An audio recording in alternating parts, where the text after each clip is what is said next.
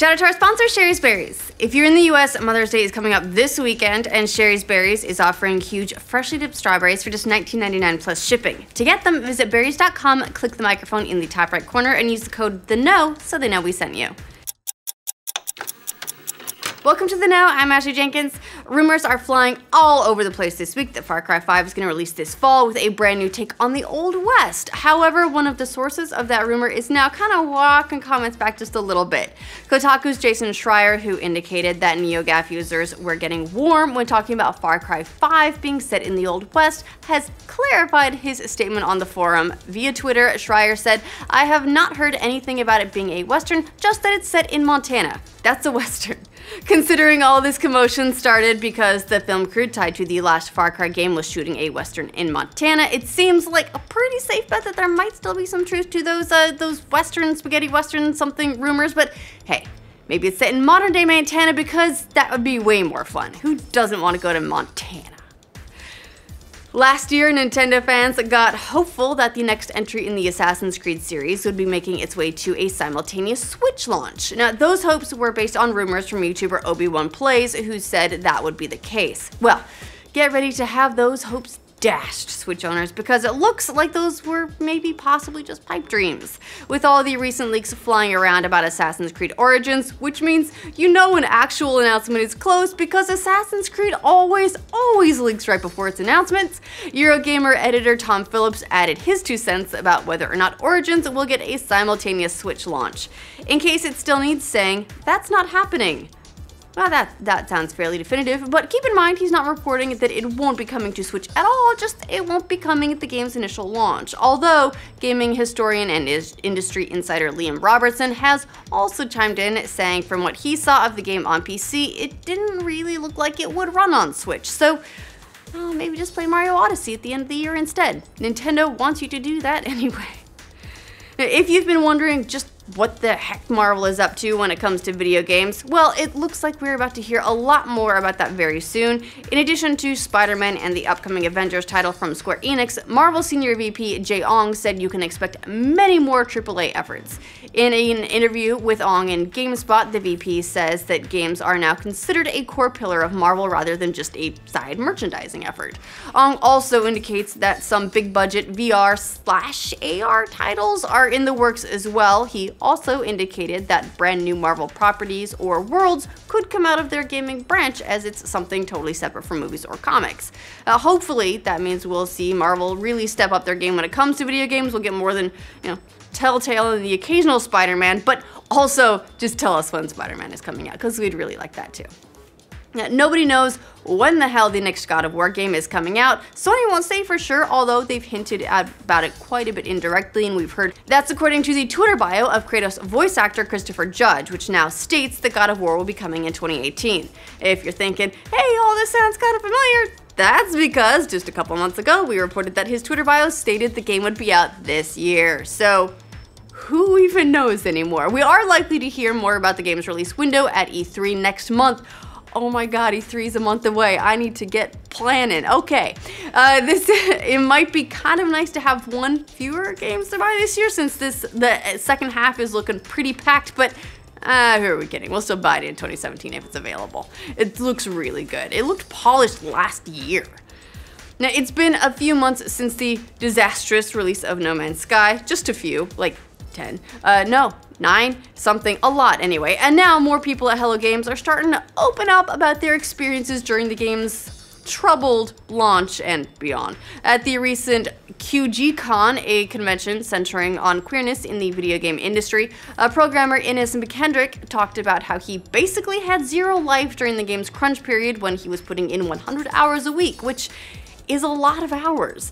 He also talked about how Hello Games shielded the team and safeguarded them from the hate once the game came out, which apparently got so bad, angry fans were showing up and taking pictures at their office.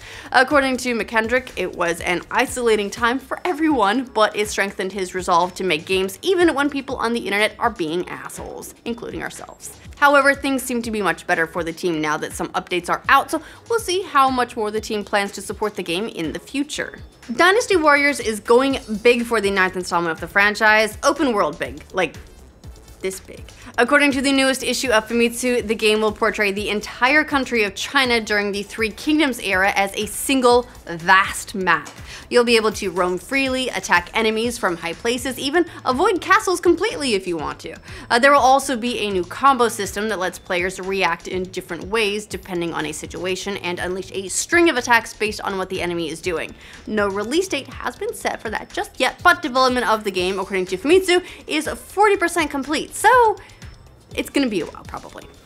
The next story is a good lesson for gamers. Always buy the special edition because it could save your life.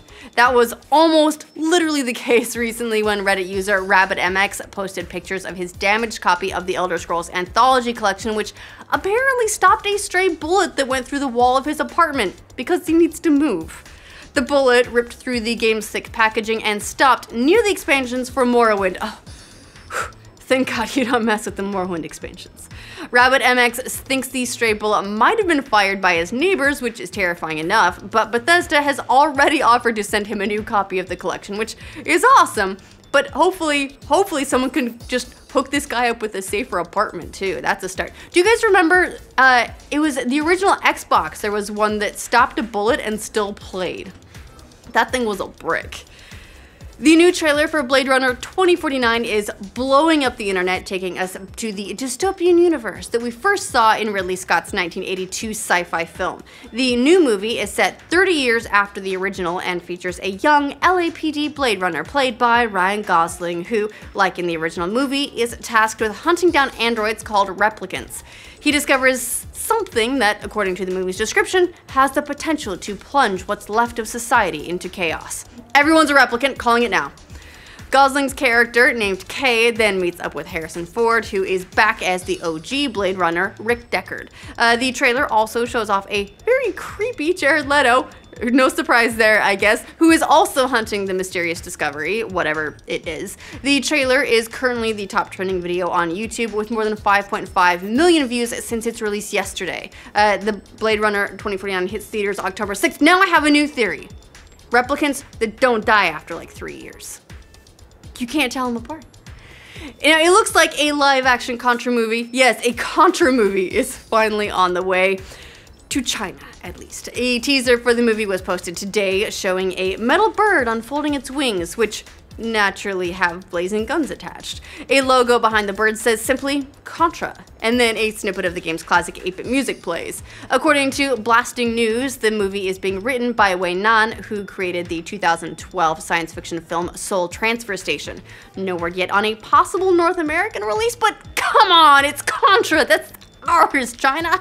A rebooted, R-rated version of Hellboy is in the works. This is super exciting, but without its original director or star Ron Perlman, so a little bit of a bummer there, but not all bad news. The Hollywood Reporter says that Millennium Films is developing the new movie that will reboot and relaunch the property. Neil Marshall, who directed The Descent and who also worked on some of the best episodes ever of Game of Thrones, has signed on to direct, and David Harbour, who starred as Small Town Sheriff in Stranger Things, is in talks to play Hellboy.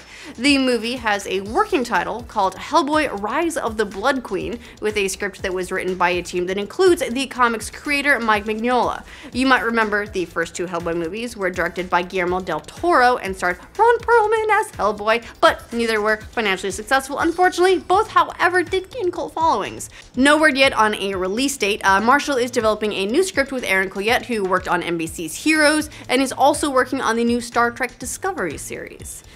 Now, remember that teen who asked Wendy's for a year's supply of free nuggets on Twitter and they responded, yeah, sure, if his request got 18 million retweets, which is not free at all, by the way. Well, he didn't quite hit 18 million. But his tweet has broken the record for most retweeted of all time, hitting 3.5 million and surpassing Ellen DeGeneres' Oscars selfie from 2014.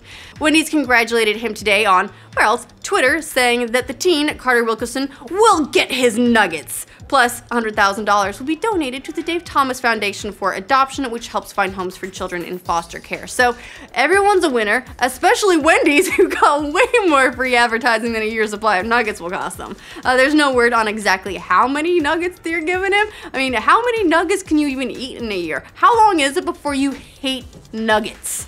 Also, after you say it enough times, the word nugget loses all meaning. That's all the stories we have for you guys today. Let us know what you think of the news in the comments down below. To make sure you get news from every corner of the internet every single day, make sure you like this video, and if you're new around here, subscribe to the know. That way you see all the news that we're bringing you. Thanks to Shari's Berries for sponsoring this update. Mother's Day can be kind of stressful if it sneaks up on you, and it is this weekend, so get it sorted out now. Shari's Berries is offering freshly dipped strawberries for just $19.99 plus shipping, or you can double the berries for an extra $10, and if you do that, they'll throw in free cake truffles too, so if you're lucky, there might be some left over for you. Then you set an arrival date. They're guaranteed to arrive fresh and tasty, or your money back. Not a bad deal, all right? And they are really, really good. We get them in the office this time of year. We have to keep them in a separate fridge. We have to write all over them, do not eat or we will kill you, or they mysteriously go missing. And sometimes people are willing to take that risk. There's a bunch of different kinds of dipped berries. There's chocolate chip, chopped nut, white chocolate with a nice drizzle, you name it. The dark chocolate is probably the best though. Just saying, it's science.